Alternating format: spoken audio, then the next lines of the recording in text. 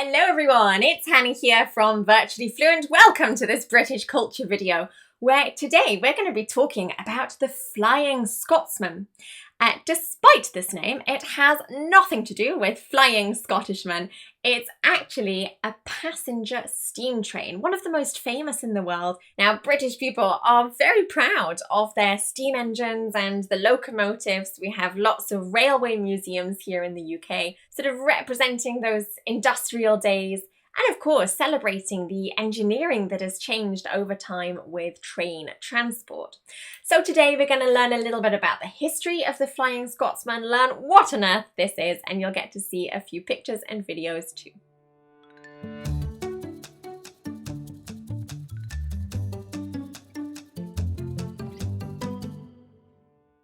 So the service of this train dates back to the 1920s when it was first built in Doncaster, which is in the north of England. And it runs along the northeast coastline, so it connects the two capital cities, Edinburgh up in Scotland and London. Now this entire journey takes a whopping 8.5 hours from start to finish. One of the most famous events that took place back in the UK in the 1920s was the British Empire Exhibition. Now the British Empire was falling around the world, but leaders of different industries here in the UK wanted to try and promote trade with former empire countries. So they came up with this idea of this British Empire Exhibition.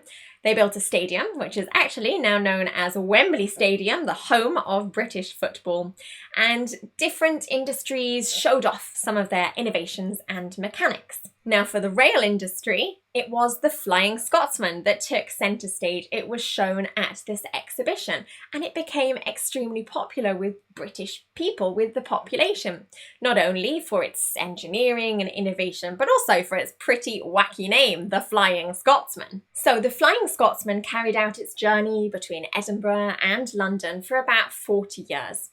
And then by the 1960s, steam engines and trains that were running on coal and steam were kind of going out of fashion. And these modern trains that we use nowadays were sort of taking over. So the rail networks were nationalised here in the UK in the 1960s, and the Flying Scotsman was then bought privately by a private investor. And it was retired from service and huge and rather expensive renovations and improvements were made. It did come back into service in 1963 and it started to travel a little bit around the world as well to try and gain some popularity.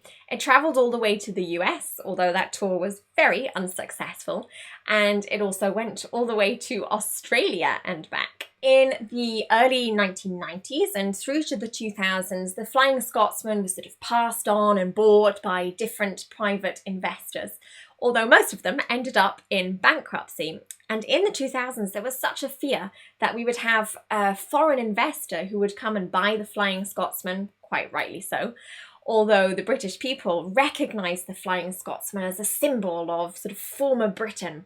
This steam engine, this locomotive represents British industry, and we're not too happy at the idea of this being potentially being bought by a foreign investor.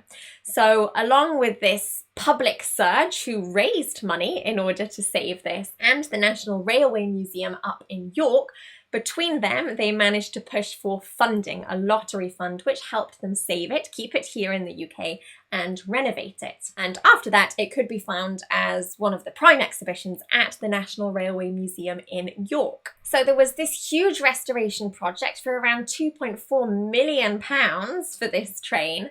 And since then, it does novelty rides around the UK at different times of the year. Just last week, it was here in the south of England. It was travelling around my home city of Winchester, from London down to Southampton through Winchester. So lots of people were out on the bridge to go and see it, which was lovely to see. So hopefully you learnt a little bit of something about a rather odd topic in British culture.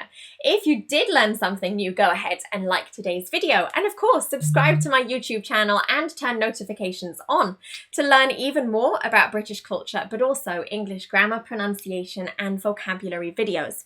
You can also find me across all social media. I've left all the links in the description below. You can find us on Facebook, LinkedIn, Twitter, Instagram, Pinterest, and loads of other sites too. This is Hannah from Virtually Fluent, bringing English to life.